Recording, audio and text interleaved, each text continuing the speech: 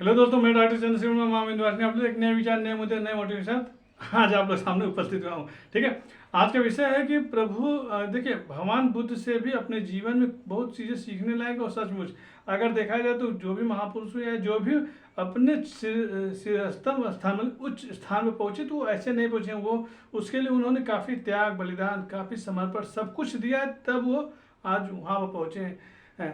देखिए, जैसे भगवान बुद्ध को भी दिखाया जाए तो वो जब तक अपने महल में थे, मतलब उनके पिताजी ने इस तरह का व्यवस्थाएं किया था कि वो महल से बाहर ही ना जाए। मतलब वो उनके पिताजी पूरी पूरी कोशिश करते थे कि उनके पुत्र, चूँकि उनके पिताजी को पहले से पता था कि मेरा पुत्र जो है वो बाद में संन्यास ग्रहण कर लेगा, जिसकी वजह से वो जब तक वो अपने महल में पूरी कोशिश की है कि अपने बच्चे को बाहर का वातावरण ही ना दिखाया जाए या बाहर का एनवायरनमेंट ही ना दिखाया जाए। लेकिन कहते हैं ना, हुई है वही जो राम रचिता का, जो होना है उसको होकर रहेगा। उसको आप उसके लिए आप कितना भी जतन कर लीजिए, कुछ भी कर लीजिए, वो होकर ही रहता है। उसको हम लोग टाल नहीं सकते। लेकिन हाँ, कर्म मेरे हम लोग के हाथ में, हमारे हाथ में, मेरे हाथ में, आप लोग के हाथ में। तो कर्म हम लोग के हाथ में, पूरी कोशिश करना चाहिए जिस भी फील्ड में, उस फील्ड के दिग्गज बनिए। ठीक है, तो जब तक वो महल में थे तब तक लोगों को उनको लगा कि भाई बाहर का वातावरण भी जिस तरह घर के अंदर महल में है उसी तरह बाहर का भी वातावरण होगा।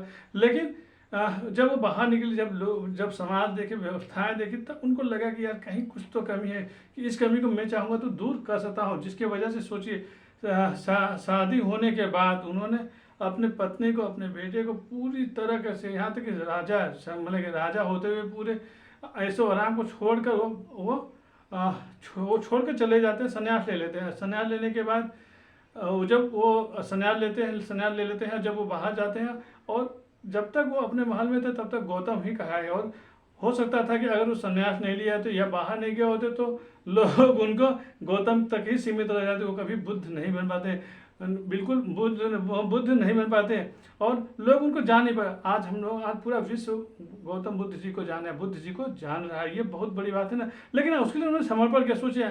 आज आप ही के लोगों से किसी से कहा जाए कि ऐसा है क्या, तुम पूरा घर द्वार छोड़ छाड़ के सब चले जाओ, संन्यास ले लो, क्या संभव है? नहीं ले पाएंगे हम लोग उतनी कैपेबिलिटी है, उतनी क्षमता ही नहीं है। क्यों नहीं ले पाएंगे? क्योंकि वो माया मोह हम लोग घेरा हुआ कि मेरी पत्नी है, मेरी बिटिया है, मेरा बेटा है, माँ है, भाई है, भाभी है, भांजे है, भतीजा है, सब मतलब सारे रिश्तों से हम लोग बंधे हुए हैं कि ये तो, जिसकी वजह से हम लोग चाह कर भी उस चीज़ को नहीं कर पाएंगे। लेकिन हाँ, जिन्होंने त्याग किया, बलिदान दिया, समर्पण दिया, वही आज अपने श्रेष्ठतम स्थान में पहुंचे हुए हैं।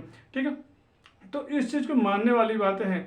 जब तक आप खुद अपने पहले तो आप ये मत सोचिए कि नहीं, पैदा हो गए हैं, बड़े हो गए हैं, खा रहे हैं, पी रहे हैं, सो रहे हैं, जाग रहे हैं, इतने तक ही जीवन सीमित नहीं। हर आदमी, जो भी आदमी धरती पर है, उसको कुछ न कुछ प्रभु ने कुछ अच्छे कर्म के लिए भेजा है। और ये हम लोग को ढूंढना है कि वो अच्छे कर्म क्या है, किसके द्वारा हम अपने समाज को बदल सकते हैं, हम लोगों तक अपने ज्ञान विवेक से किस तरह समाज में परिवर्तन ला सकते हैं, हम और आप लोगों की जिम्मेदारी बनती है। तो इस चीज़ को सोचने वाली बातें हैं। तो जब वो संन्यास लिए, तब उसके बाद वो जब गए तो गौतम, लेकिन जब वहाँ से वापस आए तो वो बुद्ध बन चुके थे। कहने का आशय ये है कि आप जिस भी फील्ड में, जिस भी जो भी काम करें, उसमें कोशिश कीजिए कि श्रेष्ठतम स्थान तक पहुंचने की पूरी कोशिश कीजिए, मतलब सर्वोच्च स्थान तक पहुंचने की कोशिश कीजिए कि आपके जैसा दिग्गज कोई ना हो आपके फील्ड में। हाँ भाई, अड़चने आएंगे क्योंकि भाई आपने सर्वोच्चम स्थान पाने की आपने जीत पा ली है, तो वो उसके लिए अड़चने आएंगे, दिक्कतें आएंगी, परेशानी आएंगी। लेकिन जो दिक्कतों को हरा देता है और उन बाधाओं को से पार कर जाता है, वही बुद्ध बन जाता है। तो यही सब चीज़ें थी। तो प्लीज़ सभी से निवेदन है, अपने धरती पर पैदा होने के पीछे क्या क्या कारण है या क्यों आप पैदा हुए हैं, तो इस चीज़ को सोचिए। और सोचने के बाद अगर हो सके तो अपने जिस भी फील्ड, उस फील्ड में अपने आप को दिग्गज बनाने की कोशिश करें। इन्हीं सब चीज़ मैं डॉक्टर चंद्रशेखर महाविंद वासनी एक नए विचार, नए मुद्दे के साथ फिर उपस्थित हूँ। जय माता दी, जय महाविंद वासनी।